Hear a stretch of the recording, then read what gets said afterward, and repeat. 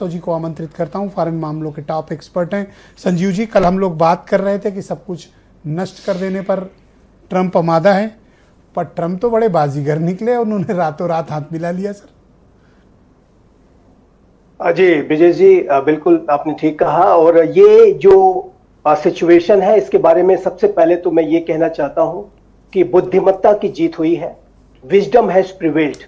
और ये जो बुद्धिमत्ता आने वाले समय में जो नेगोशिएशंस होने जा रहे हैं, जहां कहीं भी हो, इस्लामाबाद में हो, अन्य जगहों पे हो, उसमें भी ये कायम रहे, ऐसी मैं आशा और प्रार्थना भी करता हूं।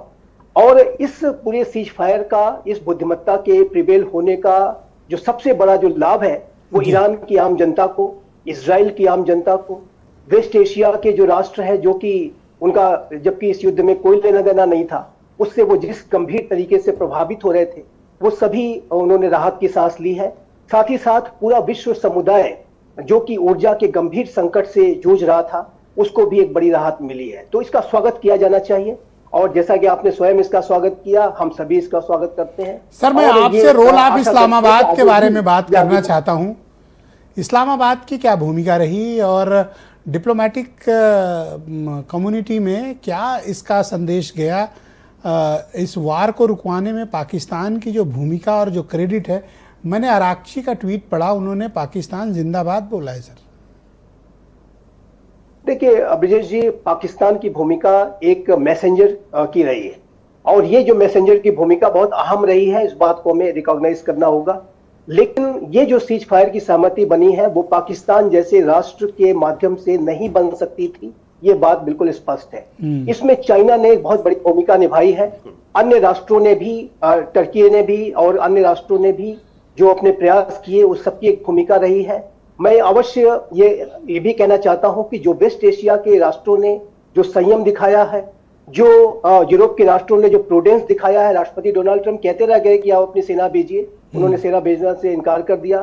तो ये जो एक अंतर्राष्ट्रीय वातावरण बना, एक सकारात्मकता का ये वातावरण कि हम इस युद्ध का न तो रीजनल एस्केलेशन देखना चाहते हैं, ये फ्राइडे को जो इस्लामाबाद में टॉक होने जा रही है, ये बैठकर बात करने जा रहे हैं, आप इसका कोई समाधान देखते हैं या फिर अभी वक्त लगेगा स्थिति को सामान्य होने में? इसको ब्रिजेश जी मैं ऐसे कहूंगा कि ये जो बातचीत होने जा रही है, या आज जो सीज फायर हुआ है, ये beginning of the end of this war है। ये इस युद्ध की समाप्ति की शुरुआत है, और ये जो आगे आने वाले समय में जो भी बातचीत होगी, जाहिर है कि मुद्दे बड़े जटिल हैं, बड़े कॉम्प्लेक्स हैं। यूनाइटेड स्टेट्स ऑफ अमेरिका की तरफ से 15 पॉइंट्स रखे गए हैं, उसमें कई एक्सट्रीम कंडीशंस हैं, और ईरान की तरफ से भी, और 10 शर्तें ईरान की भी देखी होंगी आपने। अभी मैं ट्रंप का ट्वीट पढ़ रहा था, उन्होंने कहा चलो हार्मूज में मिलके ज्वाइंट वेंचर करते हैं और पैसे बनाते हैं, लिखा। सर तो इस तरीके की अभी मुझे लगता है ज्वाइंट, जैसे हम उन्नाव रायबरेली में टोल चुकाते हैं, आप नोएडा में टोल चुकाते हो, अब उसी तरह होगा सर, टोल लगेगा। ऐसा तो नहीं होगा, और मुझे नहीं लगता कि ये जो इंटरनेशनल जो वाटरवेज है, जो स्टेट ऑफ हार्मूज है, नेचुरली बिल्ट पॉइंट है, उस पर टोल लगाने का कोई अगर स्टेप लिया जाता है, तो ये अंतर्राष्ट्रीय जो मैरीटाइम जो रूल्स हैं, जो इंटरनेशनल रूल्स बेस्ड ऑर्डर, उसका वायलेशन होगा। सर अगर इसकी इजाजत दी गई ना, तो अगला पड़ाव होगा स्ट्रेट ऑफ मलक्का।